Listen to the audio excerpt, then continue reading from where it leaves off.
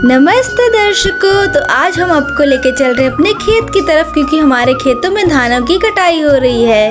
और ये रही हमारे गांव की सड़कें। हमारे गांव में सड़कें नहीं होती क्योंकि हमारे गांव में मिट्टी के खड़ंजे होते हैं और आसपास बहुत सारी हरियाली। इन्हीं टेढ़े मेढ़े रास्तों से होते हुए हम आपको लेके चलते हैं अपने खेत की तरफ। रास्ते में हमें दिखाई देती है एक प्यारी सी तालाब जिसमें छोटे छोटे फूल लगे हुए हैं और तालाब भी पूरी हरी भरी थी।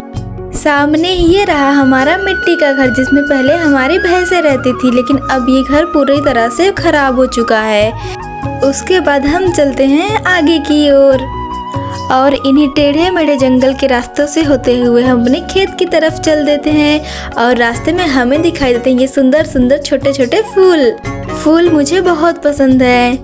इनको देखते हुए हम आगे की तरफ बढ़ जाते हैं। हमारे खेत में यहाँ पे एक और तालाब है जो कि बहुत ही प्यारा सा है। यहाँ पे हमेशा ठंडी ठंडी हवाएं चलती रहती हैं। हमारे खेत का रास्ता इन्हीं कब्रिस्तान से होकर आता है और इन्हीं सब चीजों को देखते हुए हम अपने खेत में पहुँच जाते हैं। हमारे खेतों में फसलें बहुत ही अच्छी लगी हुई हैं इस बार, और थोड़ी सी खराब भी हो चुकी हैं। और ये रहा हमारा ट्यूबवेल जिससे हमारे खेतों की भराई होती, लेकिन इस समय इसकी भी हालत एकदम खराब हो गई है। और खेतों में पहुंचने के बाद ये रहा हमारा प्यारा सा खेत। चारों तरफ फसलें ही फसलें दिखाई देंगी आपको।